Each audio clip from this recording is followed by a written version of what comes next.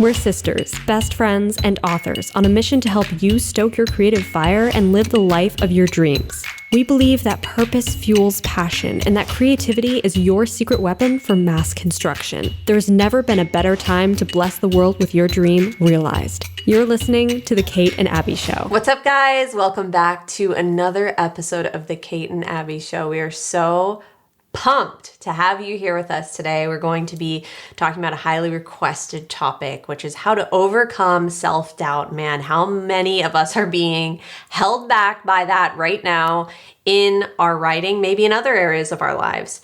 But especially when it comes to creativity, it can really bring the writer's block on pretty fast to feel filled with self-doubt and unsure of how to proceed forward with a liberated mind, free from all these thoughts of not being worthy, not being good enough, or comparing your work to what you wish it was, or this impossible benchmark you've set for yourself. So we're going to talk today about how you can take self-doubt and set it aside and realize, you know what, we can move forward in our writing journey and be successful, happy authors and not have to constantly struggle with these feelings. So that's what we're going to discuss today. If this sounds like you, stick around. But before we get started, we have to thank our sponsors, who are you guys. You are our patrons, and we so appreciate your help and your support.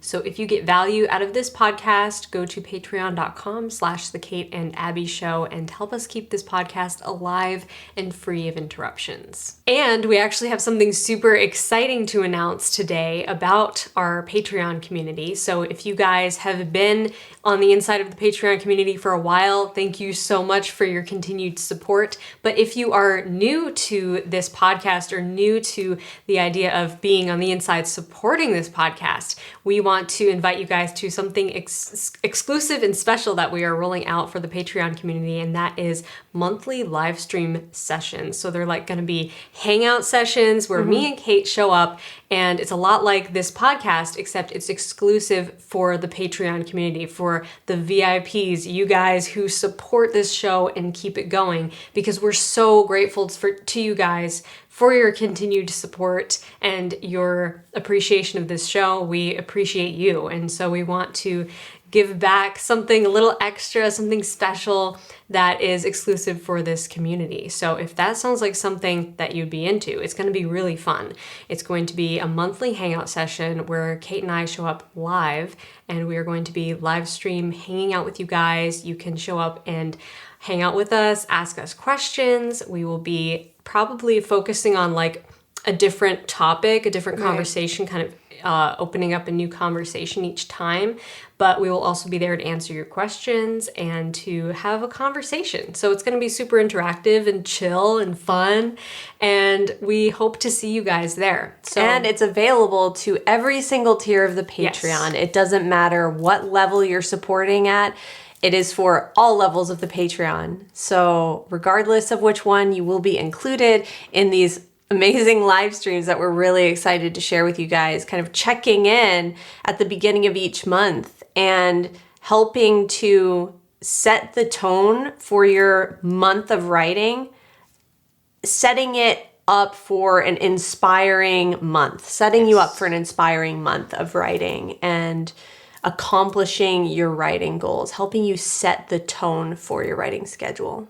Yeah. It should be fun. It should be inspiring and creative and super interactive. So if that's something that you are interested in and want to check out, we invite you to go to patreon.com/The Kate and Abbie Show and consider supporting the podcast, because there are fun new exclusive benefits to being on the inside of the Patreon community.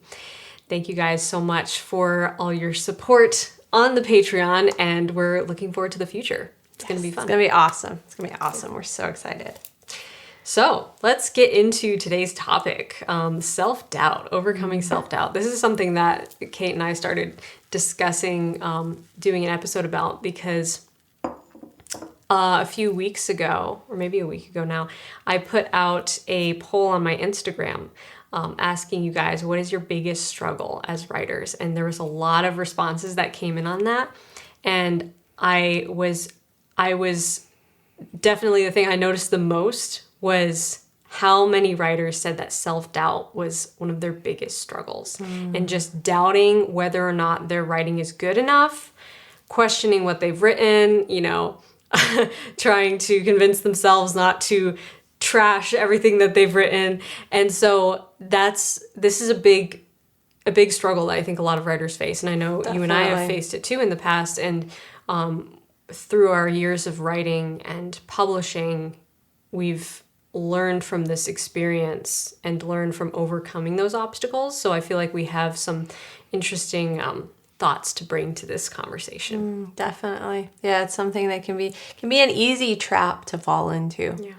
Can be really easy to fall into the quicksand of doubt and just get sucked right under.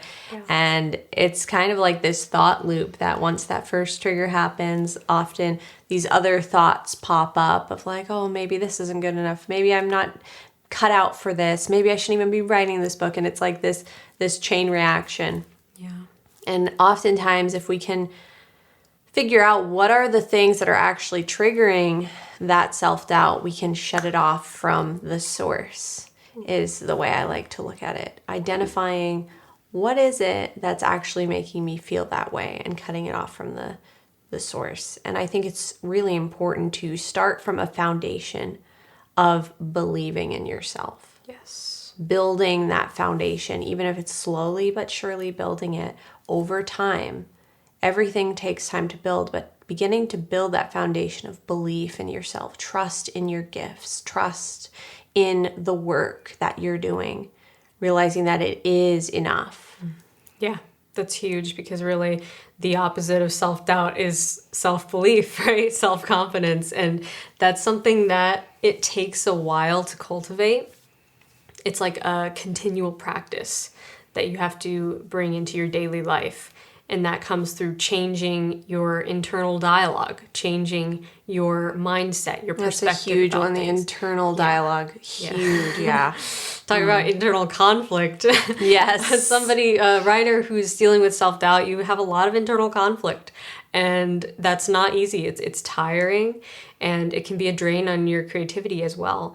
And so starting from this place, like you're saying, of believing in yourself, is so foundational. It's going to be the root of everything. It's going to support everything that you do in the future. So definitely take the time to cultivate that now, because it will only serve you in the future. Absolutely. With everything you do. Yeah. But yeah, it starts with really turning inward and realizing that you are gifted, you are creative, you are special. There is something unique about you that nobody else has.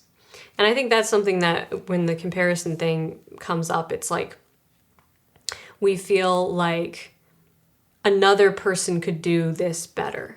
But that's not true. That is technically not true, because only you will have this specific idea with your own creative fingerprints on it, and no one else will be able to create this thing exactly how you would. Right. So it's not something that somebody else could do better. It's something that only you can do, because you've been given the gift of this idea and this creative skill and this inspiration to explore and to improve that skill. Right. Yeah. So I think that's helped me a lot to kind of shift the perspective away from like, oh, could someone else do this better, tell this story better, but shift it to like, I've been given this story. Right. I've been given this idea, and how can I do my best? If I was just doing it for myself, nobody else, right. How can you make the focus solely on your own, running your own race or staying on your own path? Right. It's kind of synonymous with, if you were to ask the question or think to yourself that someone else could be you better than you could. Yeah. It's like, well, no one else can be you, accept you. So naturally, you are the only one who can be you the best. And so the same way, just as you are a unique human being, this idea, like you were saying, that came to you and only you for a reason. And so, and the questions might arise, like, what if my story is similar to someone else's story? Literally does not matter. Yeah. And unless you are like copying and pasting someone else's book, all stories have huge similarities. Every story is similar to another story out there. And so you shouldn't allow that thought to slow you down in your journey, because that you can probably think of many stories that you've watched or read or listened to that were very similar to other things you heard, but you enjoyed all of them. Right. And they all had uniquenesses to It's them. really incredible when you think about how many people there are on the planet and how no two people are alike, and no two people can create the same thing. Right. Unless you're like actually plagiarizing something else. Exactly. But like if you're just starting If you're creating with honesty. Yeah, if you don't even know about this other story, and I've heard writers say that exact thing. I'm like, oh, what if my book, what if I write this book and then I see another book that's just like it? Well, it won't be just like it. Right. Like it will always have your fingerprints on it. It will always be your creative masterpiece that nobody else could have written exactly the same way. So that's just really remarkable to think about, just as an aside. But that's something to remember with self-doubt, is that you are completely 100% unique, and therefore everything that you create is 100% unique to you. So that alone should demolish some of these standards of like, oh, well, is it good enough? Is it, Right. because what is good enough? Because there are so many books and stories, movies, whatever medium you're working in, that have huge fan bases, right? Lots of fans of this book or whatever gave it like 5 stars. Let's say there's tons of 5-star reviews on a book, but it also has some 1-star reviews. And there are some people who absolutely hate it. So then you can't say, well, this is the perfect book. Everybody on planet Earth loves it. There is no book, no story, no movie, no form of art that 100% of people are going to love it. And that's kind of just comes with the risk of making art that's unique. Because if you're trying to please everyone, you end up not pleasing yourself and not creatively expressing your unique idea. Right on. And I think that you should also examine, what is the end goal? What is the chief end of you creating? Is that chief end for everyone to love it? Because that's actually an impossible goal to have. There's not a single artist out there that every single person loved what they were creating. When you look at the great painters, there were many painters like Vincent van Gogh, who was extremely controversial and highly criticized by the art world, told that his paintings were ugly and childish and that they shouldn't be seen and that they shouldn't be created. But how grateful are we that he didn't listen to those voices? And so many other incredible artists that their paintings fill museums or their works are classical literature now. How glad are you that they didn't give up and listen to the many criticizing voices and even their own self-doubt that told them that their work wasn't good enough? Yeah. Because even the judgment, I'm not good enough, is in itself a comparison. It's like a subtle comparison, because in order to deem something not good enough, you have to already kind of be saying, well, I know what good enough is. It looks like this. You've set this benchmark based on someone else other than yourself. Yeah. Some external source that you've deemed that's the highest you can go. That is the ultimate dream. And then if you don't live up to that, it's not good enough. But that's actually putting yourself in the place of the judge, which we were never meant to be seated in the judgment seat as human beings. We're not meant to be judging ourselves and judging others and living our lives and creating from a place of judgment and comparison. Right. Yeah. It's not a competition at all. Exactly. And that's something that, to me, it's like you can have two different perspectives on life. You can either be looking at things competitively or compassionately. I love that. I love that. They're like two different attitudes to have. And you find that competitive people aren't very happy usually, because they're always like self-judging, like you said, and like looking at like, am I good enough? Am I better than, XYZ? Am I the best?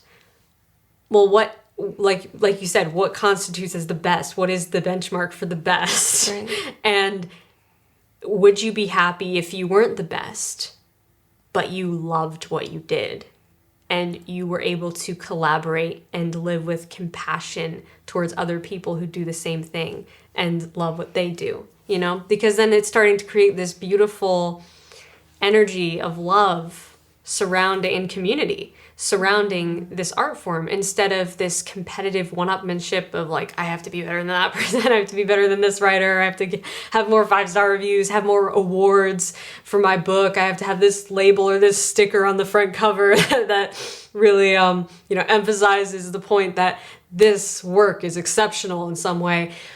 Why?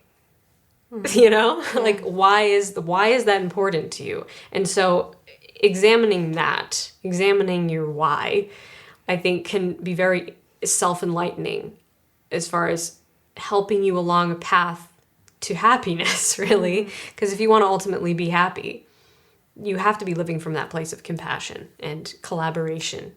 Right. Yeah, and community. Yeah.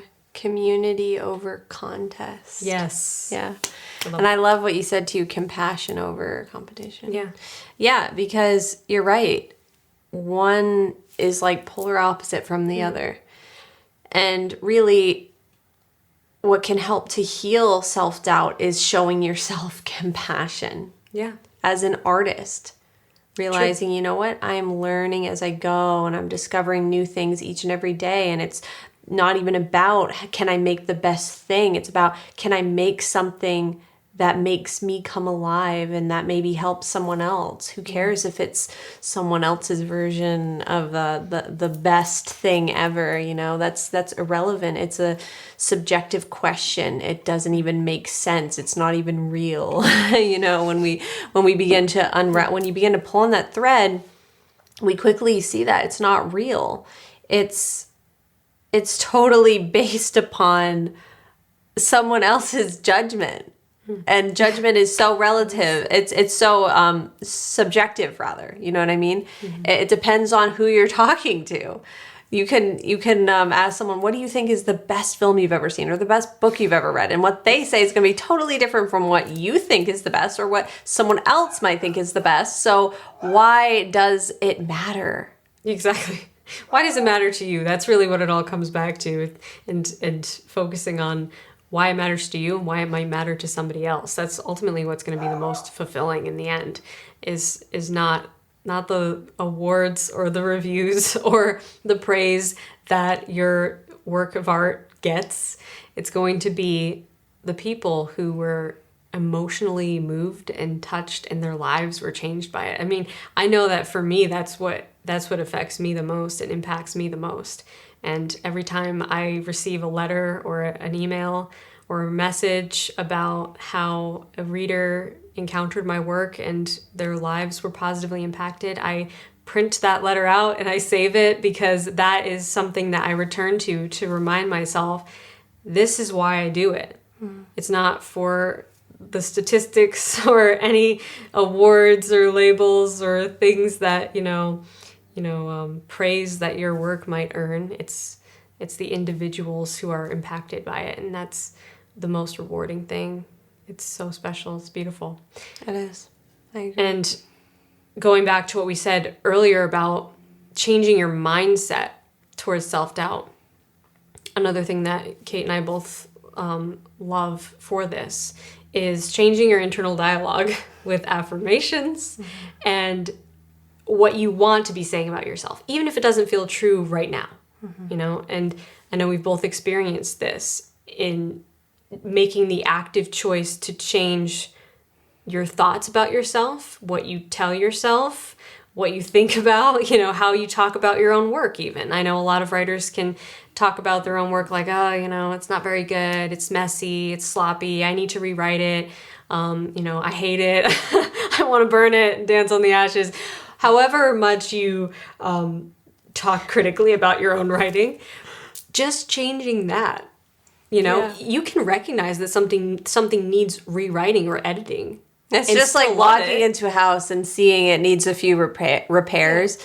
And instead of deciding, you know what, I'm going to make those repairs, you're like, you know what, I'm going to burn the whole house down. It doesn't help anyone. Right. And you're left without a place to live. Yes. So it's the same with your book. You won't have a book. You won't have this thing that you love. It's fine to recognize, you know what, I think that area could use a little love. It could use a little building up, a little help, a little smoothing out. And that's fine and that's healthy. But there's no need to bring negative words into the mix by saying, oh, this book is no good and I should just delete it. And that's not helping you. It's not helping the book. It's not helping your future readers. So why say it? Yeah. So catch yourself when you say that and just come back to, you know what? Okay, I'm beginning to talk negatively about my book. I'm going to take a break and I'm going to go do some positive affirmations. I'm going to go meditate for 5 minutes and just recenter, reground. I'm going to take some deep breaths and I'm going to come back to myself. Meditation has helped us both a lot. And Abbie and I meditate in different ways. And that's the great thing about meditation is there's no right or wrong way to do it. It can be different for everyone. And it can just be a chance, an opportunity to come back to your center and realize, you know what, I'm a creator who is fully capable of creating and I'm meant to create this. This is why I have the idea. That's why this idea came to me.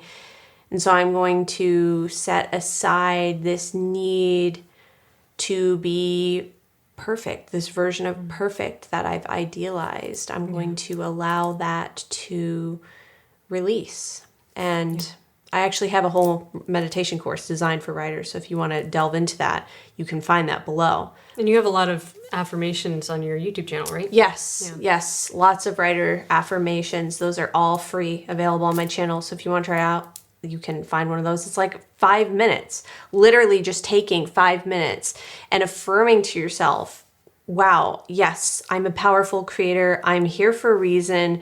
I'm showing up for myself. I'm going to let go of this need to be perfect, this need to reach some unattainable benchmark up in the clouds just because someone else said I need to be up there. Yeah. Letting go of all of that and coming back to who you really are as a creator. Yeah. Can be so powerful. It can transform your practice. Oh, for sure. Yes. Transform your life. And Kate's videos are a great place to start, especially if you're used to having negative internal dialogue and you're not sure how to snap out of it, how to rewrite those mental patterns and break those habits. It just comes with practice. And even if you have to follow a guided meditation for a while or different guided meditations. Kate's meditation course is incredible and you should definitely check that out. But even if you have to, be guided for a little while and then you'll find that there will be like this magical moment where you start doing it yourself and you start your dialogue is changing on its own through this practice. And one day you will feel confident and not even realize when it pivoted, when it changed, but you will suddenly be walking in this state of confidence and joy, and you'll be proud of what you do, proud of your writing, and happy with it, even if it needs work, because you're living with compassion and love towards yourself. Right. And you've shifted your perspective so much that now it's a permanent attitude. And that's really what you're going for. But it's a constant practice. Yeah. And realizing that it's okay if you do this every day for days and days and days and you are like, oh, I still feel full of doubt. I'm still angry at myself. I'm still annoyed. Know that that's okay. Just accept that. Just notice, okay, I'm having those emotions and that's fine. And then come back to it the next day, and come back to it the next day, and come back to it the next day. And eventually, with time, you will begin to retrain your thoughts. And it does take a long time. And I know for me, there were many times when I showed up to meditation and did not feel like meditating, thought about other things a lot, was very distracted, and it didn't feel good. And I just kept coming back and coming back and coming back. And eventually, just like building a muscle or training for a race or something, it's not going to happen overnight. It's the repetition. Yes. It's the repetition that helps us to build the foundation for that new positive habit. So true. Yeah.